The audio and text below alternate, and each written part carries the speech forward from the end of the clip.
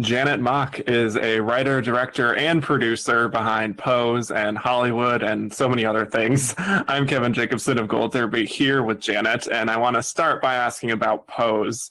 What was your game plan for what you personally wanted to do for season 2 that you maybe didn't explore as much in season 1? I think that, what really excited us with getting a second season is that we got to go deeper into the stories and really kind of fill out what these characters' ultimate destinies would be. For Blanca, it was just really taking her family to the next level to figure out what the paths would be for her children. So much of herself was poured into her kids in season 1, but, beyond Damon's dancing, we didn't really get to see what would happen with Angel and what would happen with Poppy. And so for us, the bringing of them together, for them to help each other find what their great purpose was, I think was really part of the heart and soul of the series. I think, too, when we really think about Billy Porter as Pray Tell, we really wanted to make sure that we brought on the activism that was happening during the late 80s, early 90s, with ACT UP and upgrading Sandra Bernhardt's character, Nurse Judy, to be the introduction for Pray Tell, to utilize that anger and frustration into actually enacting and making change was another huge thing for us. And I think parts of our show got a little darker.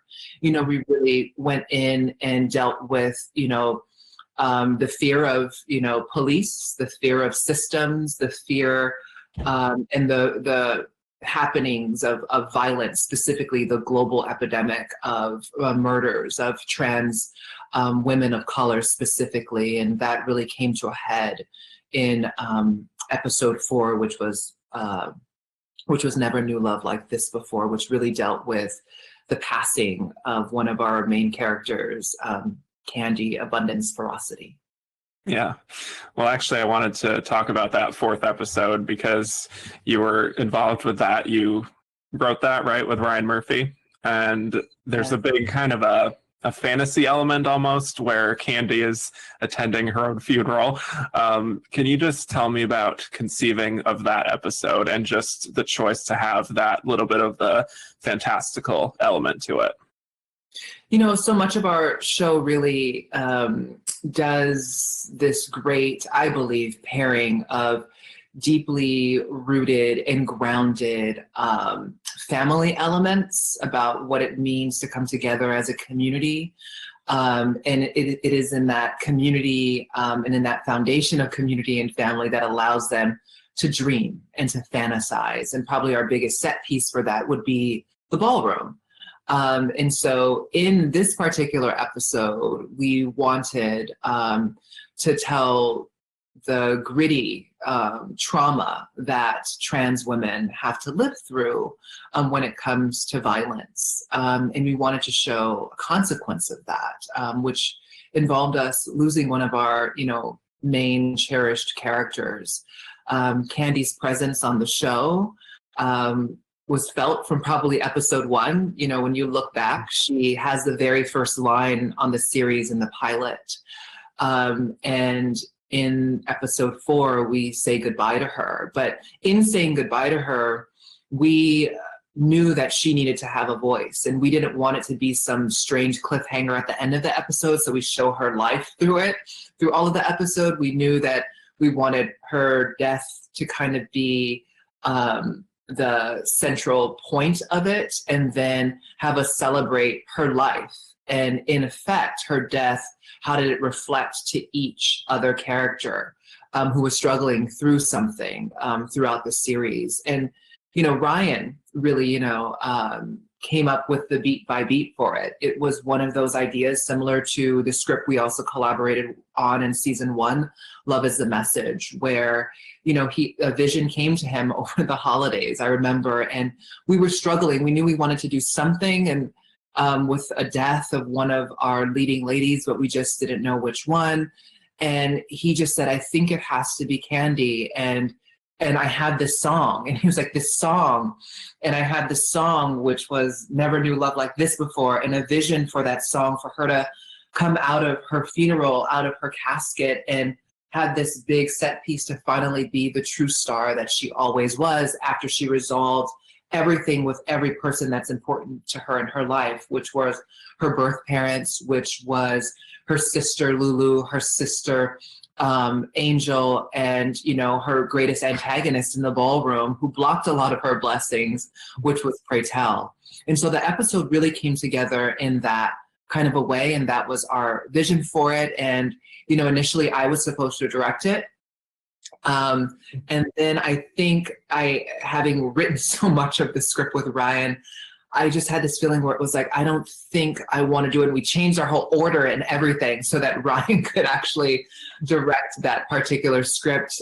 Specifically too, I thought it was fair because it was his vision that really saw, the ballroom. And even as we were building our sets for that season, we built the ballroom set right next to the funeral so that we could have that wall and those doors open and Kandi burst through and have her great triumphant moment. That was, the scene that makes everyone, I believe, just bawl and cheer and lip sync and dance and have all of the great feelings.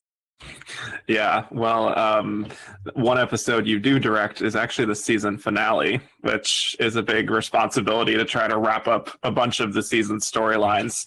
How did you, as a director, just take all these different characters and storylines and make it all feel so coherent and not too all over the place, and just have that culmination moment at the ball just feel so satisfying?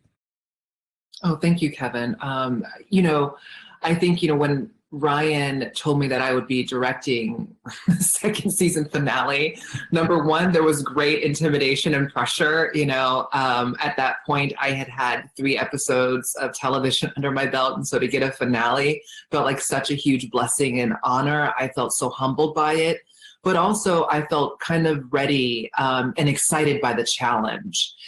So much of that episode, we see our heroine, our great protagonist that everyone loves and wants to protect at all means necessary, fall ill. And to find Blanca alone in that first scene, struggling to literally just breathe, to literally be, I think it was our first scene that we shot for that episode. And I remember just bawling when Pray Tell walks in, and wanting this great love story and this great reconciliation to come together, because they had kind of broken up in episode 8, hadn't seen each other in episode 9. We flash forward about 6 months and find Blanca completely alone with no children in her household. And it is like the greatest tragedy for someone who has such been lauded from the very beginning to be this great mother. And to see her illness bring them all back together in this way, to bring Damon back from Paris. And she can see that her influence on his life saved his life and brought him to be a father and to find his own purpose. Her championing of Angel, her daughter, and Poppy, and how they use their tools to build their own safe space and home together that allowed them to blossom and flourish and have this great, very, traditional, but also our own twist and unconventional proposal in the ballroom, in that finale that made everyone cry. And to have the guys, deal with, really, our MCs and the men of our show deal with what it means to be gender policed, not have the women have to deal with that in this very obvious way as trans women who their entire lives were gender policed, but have that really resonate for a series, for a bunch of gay men of color to have to deal with gender in this way and to have them come through triumphant. And of course, mirroring season 1's finale, we have our kind of princess ball, which was where the mother of the year is crowned, and giving Electra this triumphant moment, and the most fantastical surprise of seeing her as an MC, giving commentary, I think just brought such joy to so many people. And so for me as a director, it was really just, as always, focusing on character, trying to make them shine, thinking about purposeful ways, of really showing the elements of, the idea. The episode was called In My Heels. Blanca's wheelchair moments, Electra's heels, the men walking in heels, all of those elements showing. And then also, really showing Blanca show this new kind of patriotism in her return. Whitney Houston is such a is such a staple. You know, a lot of the divas from the 80s and the 90s are huge features in our show through our soundtrack. You know, we have Janet, we have Paula. Whitney, of course, was in the premiere with Damon's Dance, and we bring her back again with, you know, Blanca's lip sync to the Star Spangled Banner. And we let the joyous raucousness of this community of ballroom, who often sometimes don't feel like they're a part of the American dream and story, say that we are here and we do belong and we can be triumphant. Yeah, it was such a moment. I loved it. Well, moving over to Hollywood, you have that pre-established relationship with Ryan Murphy. What were just the early discussions about what you wanted to do with Hollywood? You know, when I came into Hollywood, it was right on the heels of finishing my edit of the finale of season 2 of Pose. And Ryan always had kind of had it in his plan that I would join Hollywood and join a completely different world that was outside of my own identity markers, you know, as a Black woman, as a trans woman. And he, you know, really wanted to push me to think about different worlds. And that's what's so great about having a great mentor in here, someone who came before me and pioneered in this space. And, you know, our early conversations really were about the what-ifs. What if Rock Hudson, what if Hattie McDaniel, what if Dorothy Dandridge and Lena Horne and Anna Mae Wong had happy endings? What would that have looked like? And to me, happy endings only start from having opportunity. And so I remember joining the room after they had written episode 3, Ryan and Ian Brennan, his co-creator. And I felt very honored to come into this safe space. I know that writers' rooms are very, you know, cherished small spaces. Ryan likes them very small. It's very rare if he has more than 5 people in the room. And so to be part of that nucleus in this way was an honor.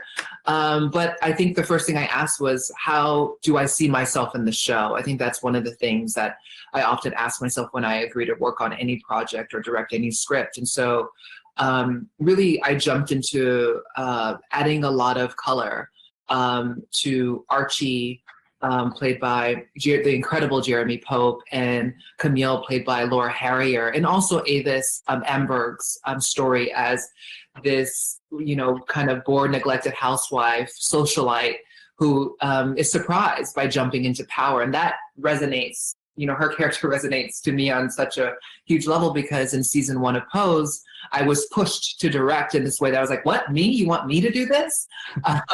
And so I wrote a lot of that stuff into Avis's character starting in episode 4, which was also my script. And it was a script that I directed. And also in episode 6, I shot the movie for Meg. And episode 4, I did all the screen tests. And so for me, it was such a huge challenge. It's a completely different world. I'm a huge fan of like 1940s Hollywood and the Gilded Age and the studio system and how they made stars. And I think I always struggled as a woman of color seeing myself in there. You know, there weren't many examples. We had Hattie, we had Lena Horne, who was the first to have a contract and get the glamour girl treatment at MGM. And so her and Dorothy Dandridge journeys really fed into Camille's journey.